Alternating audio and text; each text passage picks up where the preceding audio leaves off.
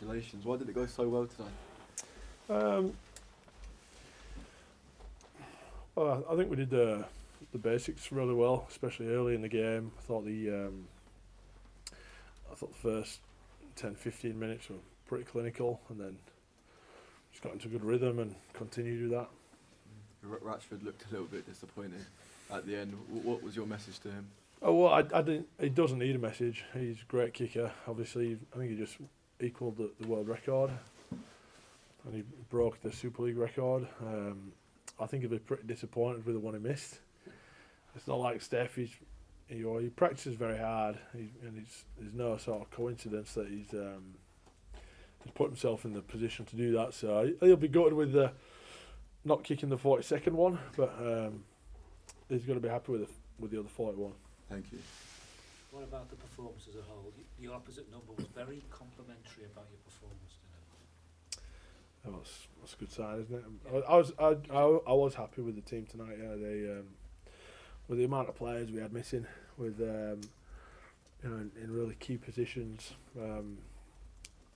So I was happy with them that everyone just came to do the job, which was a task.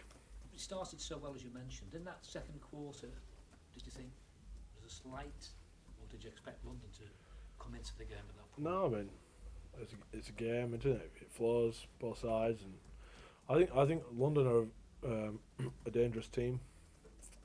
I think they're a really dangerous team. So we came here expecting that.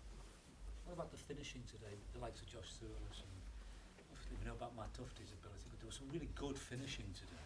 Because they went all put downs. No, I mean as I said, London are not. Although the scoreline was heavy today, London are they're a tough team, a gritty team. They've got a lot of good players.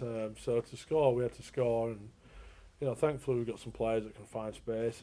And I thought we took all our chances today. I don't think we left many out there, and that's the difference really. So we capitalised when we made chances, and so I was pleased with the guys for that. What do you make of the depth of the squad? You alluded to we saw how many senior players weren't available today. So players are called in pretty late. Yeah. Some players are called in late. I thought Tom Whitehead was called in almost last night, this morning. Joe Bullock called back from Hull. Max is back in. Joe Fielding had to play in the back row.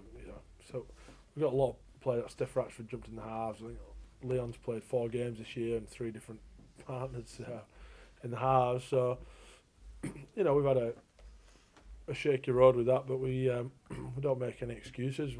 Once we get on the field, I expect everyone to do the job. So but that's the big plus, isn't it? Is it a big plus that these guys have stepped in? You've won 4 on the bounce with, as you said, very different outfits each week. Yeah, well, I mean, every week's a fresh start, so we play London again next week in the Cup, and we'll approach it with the same mindset we did this week.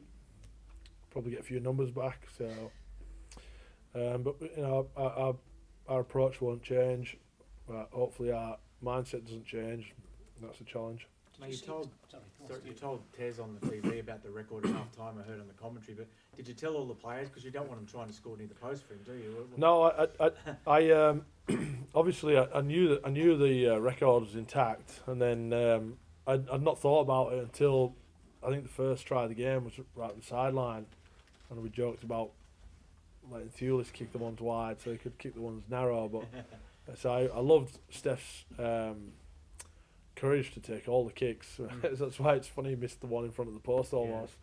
But yeah, I knew about it during the game. I'd forgotten about it pre-game. I said nothing to the team pre-game. Steph would have said nothing. He never makes it by himself. He's just a great team player.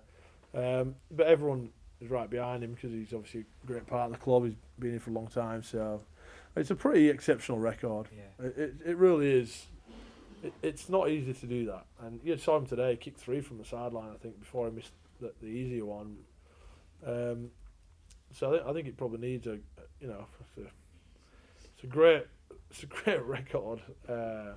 I'm just gutted for him. He missed that last one. It probably should have been the other way around, and the closer one, you give someone else the one's close. And the one's out. Yeah, So, I know. do you think the word got out to the fellas during the match when it got close? Well, I think everyone was aware of it, but I mean, like I said, the one that he missed was close to the post. So obviously the players are aware, but they're pretty focused on the job. That we've got a pretty committed group out there. They're really committed to what we're doing. So they never really strayed from task. I think you said at the start of the year he's the only bloke in the team who's older than you. So what's his journey been like this year? He's had an injury, and then it's obviously a memorable day for him today. There's just one kick he wants to forget, but you know.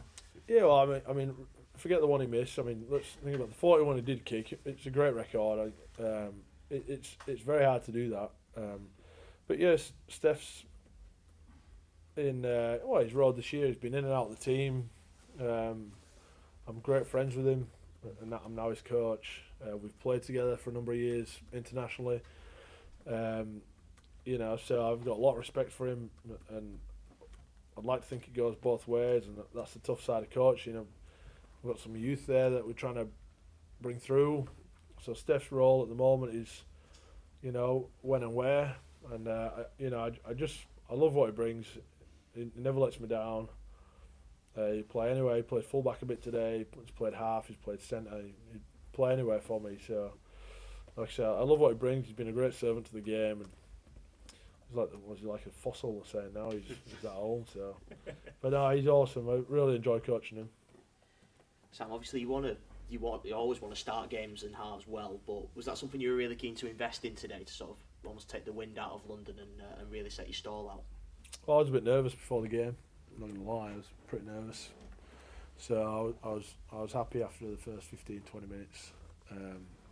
A pretty dangerous game. Travelled down and so many boys out, but they're it told me a lot about the team today, so I was happy.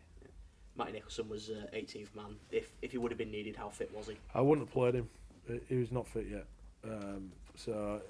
That's how short on numbers I am. I don't have any players left. So he was the only bloke left that I could bring down that was in my squad. So if it had got to a point where he was available, I wouldn't have played him. Would have played with 12 because we spent a long time trying to get him fit and healthy, and he's probably a week away. He'll more than likely play next week, but I wouldn't have risked him today. Anyone else you're expecting back next week? You mentioned you might be a little bit healthier. Yeah, hopefully all of them. I think we're almost back to normal next week. I think we'll get everyone back, barring Rod Ty. Ben Curry and Danny Walker, were they the personal things you alluded to during the week in presser? Yeah, well, they're both expecting babies pretty imminently. So Ben's had a big week.